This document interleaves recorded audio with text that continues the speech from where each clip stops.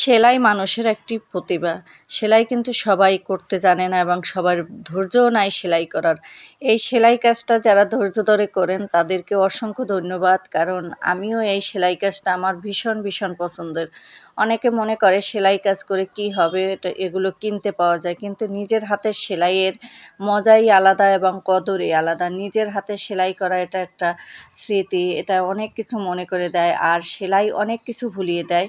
তাই আপনাদের জন্য আজকের ভিডিওতে নিয়ে আসলাম সেলাই ভিডিও নিয়ে আসছি। এটা একটি পাতার ভিতরে শিরা সেলাই করব, সেটাই আপনাদের সাথে শেয়ার করব। কোনো প্রকার ভিডিওটি স্কিপ করবেন না, সম্পূর্ণ ভিডিওটি দেখবেন। এবং সেলাই ফিনিশিংয়ের জন্য আমি সেলাইয়ের মাঝে মাঝে ভিডিওর মাঝে মাঝে একটা ট্রিক্স বলে দেবো সুন্দর সেলাইয়ের জন্য। তাহলে সম্পূর্ণ ভিডিওটি দেখুন, কোনো প্রকার স্কিপ করবেন না। আসসালামু আলাইকুম, কেমন আছেন আপনারা সবাই? আশা করি ভালো আছেন। আমিও আলহামদুলিল্লাহ আপনাদের দোয়ায় ও ভালোবাসায় ভালো আছি। সবাইকে জানাচ্ছি আমি মাহে রমজান উপলক্ষে আন্তরিক শুভেচ্ছা এবং অভিনন্দন। সামনে হলো ঈদুল ফিতর, সবাইকে ঈদ মোবারকও জানিয়ে দিলাম অগ্রিম। সবাই কেমন আছেন সেটাও একটু জানিয়ে দেবেন। এই যে আমি এখানে পাতার শিরাটা সেলাই করতেছি। এখানে আপনারা বলতে পারেন, এখানে আপু আপনি এই লাইট কালার সুতোটা ইউজ করছেন, কেমন লাগে দেখতে? আসলে আপনারা কিন্তু একটু খেয়াল করে দেখবেন, পাতা বলেন ফুল বলেন যে কালারই থাকুক না কেন, ওর ভিতরে যে শিরা উপশিরাগুলো থাকে সেটা হয়তো লাইট না হয় ডিপ। আমি এখানে এটা লাইট করেছি, আমার কাছে মনে হচ্ছে লাইট কালারটা দিলে পাতাটা দেখতে আরও সুন্দর লাগবে, শিরাগুলো ফুটে উঠবে, সেজন্যই দিয়ে দিয়েছি। আপনারা সম্পূর্ণ ভিডিওটি দেখতে থাকুন, তাহলেই বুঝতে পারবেন এখানে পাতাটা কতটাই। আর সবসময় আপনারা সেলাই করবেন আস্তে আস্তে, নিখুঁতভাবে কাজ করবেন, যেন কাজের ফিনিশিংটা সুন্দর হয়। আপনি যত আস্তে আস্তে করবেন, তারপরে একসময় দেখবেন আস্তে আস্তে কাজ করতে করতেই আপনার হাত অনেকটা চালু হয়ে গেছে। যারা নতুন আমি তাদেরকে এই সব কথা বলছি, কারণ পুরাতন যারা তারা অনেক অনেক এক্সপার্ট, অনেক কিছু জানে, তাদেরকে আমি বলছি না। নতুন যারা তারা সেলাই একদম করতে মনে চায়, অনেকেরই আছে সেলাই করতে মনে চায় কিন্তু তারা সেলাই করতে পারতেছে না, তাদের উদ্দেশ্যে আমি এ কথা বলছি। এই যে দেখুন মাঝে শিরাগুলো দিয়েছি, প্রত্যেকটা শিরা। আর এখানে আমি শিরায় ডালফোর ইউজ করেছি।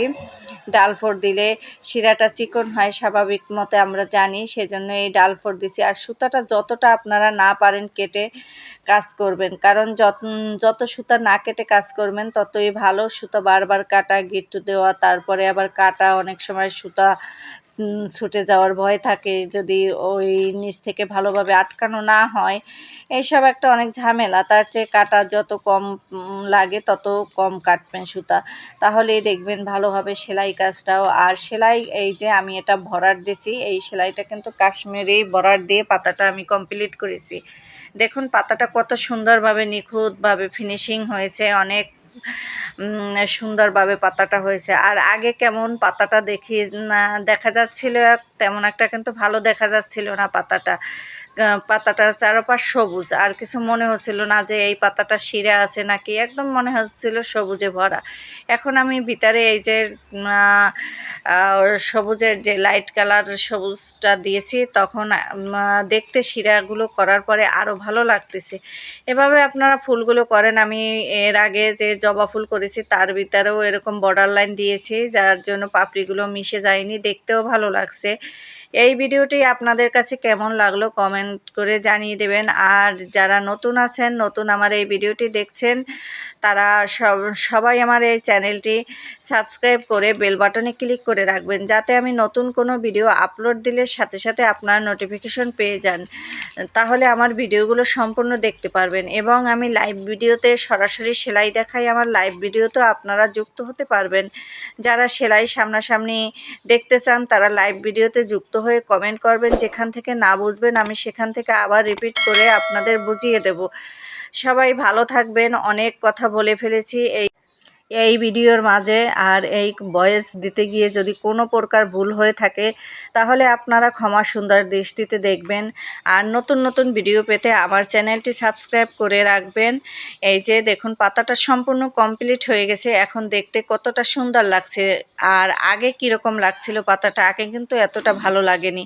এভাবে আস্তে আস্তে আপনারা নিখুঁতভাবে কাজটা করবেন, তাহলে কাজের ফিনিশিং অনেক সুন্দর হবে, দেখতেও ভালো লাগবে। এই যে পাতাটা সম্পূর্ণ কমপ্লিট করছি, সেটাই আপনাদের আবার একটু দেখিয়ে দিলাম বোঝার সুবিধার্থে।